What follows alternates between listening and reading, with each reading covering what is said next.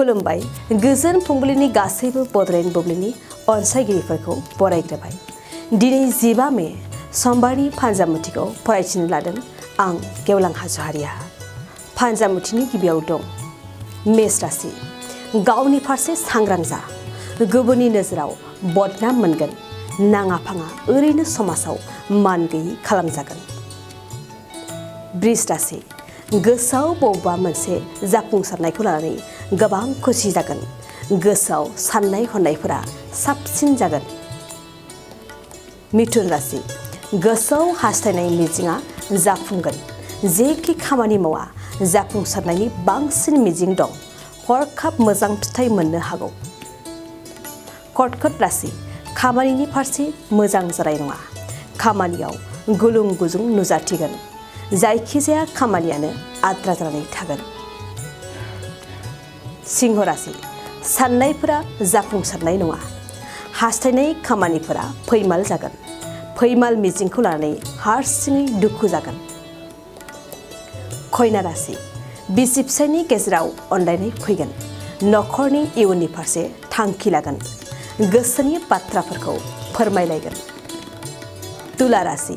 देहायाव माबा मोनसे नुजाथिनो हागौ, गोसोआ मानोबा हारसिं मोनगोन, मोजां गाज्रिनि गेजेरजों समखौ बारहोहरनांगोन। वृश्चिक राशि। सिगांनि बाथ्राखौ गोसोखांनानै गोसोआव असान्थि जागोन, गोसोआव बायदिसिना गाज्रि साननाय फैगोन, मोजां सम जानाय नङा। धनु राशि। समाजाव मोजां बिबान मोनगोन, बिबानखौ लानानै समाजनि खामानि मावगोन, गुबुनखौ मदद होनो सानगोन। मकर राशि। गोसोआव गोहो बोलो फैगोन, जायखिजाया खामानिखौनो बोलोजों मावगोन, थि समावनो खामानिखौ मावफुंगोन। कुम्भ राशि। गोसोनि बाथ्राफोरखौ गुबुननि सिगाङाव बुंथिनो हानाय नङा, गोसोआव गोनो गोथोआ बांसिन जागोन, गोबां बाथ्रा बुंनाय नङा। मीन राशि। मोजां खामानि मावनानै बाख्नाय जागोन, समाजनि गेजेराव नोंथांनि मुङा गोसारगोन, गोसोआव गोग्गानाय फैगोन। दिनै सानसेनि राशि फरायथियाबो एसेनोसै। आसा खालामो नोंथांनि दिनैनि साना मोजाङै मोजां थांगोन, बेखौ बड'लेण्ड बुब्लि नखरनिफ्राय मिजिंथिबाय। गोजोन्थों। गुन गोनां फरायसाफोरनिसिम मोनसे गोनां फोसावथाय। गुबुन गुबुन डिप्ल'मा, इन्जिनियारिं, डिजाइनार आरो PhD डिग्रिफोरनि थाखाय क'क्राझार CITआव एडमिसननि अनलाइन रेजिस्ट्रेसन खालामनाया जागायबाय।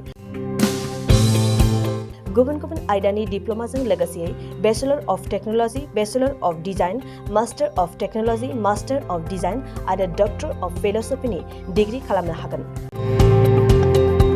मे दाननि 15 खालारावनो अनलाइन रेजिस्ट्रेसनआ थुंगेगोन। जुन दाननि 18 खालाराव एडमिसननि एन्ट्रेन्स आनजाद लानाय जागोन आरो जुन दाननि 25 खालाराव PhDनि एन्ट्रेन्स आनजादखौ लागोन। अनलाइन रेजिस्ट्रेसनखौ नोंथांमोना दिनैनिफ्रायनो www.admission.cit.ac.in आव खालामनो हागोन। आबुं मिन्थिनो थाखाय 7086187124 जानबुं अनजिमायाव जगाजग खालामनो हागोन।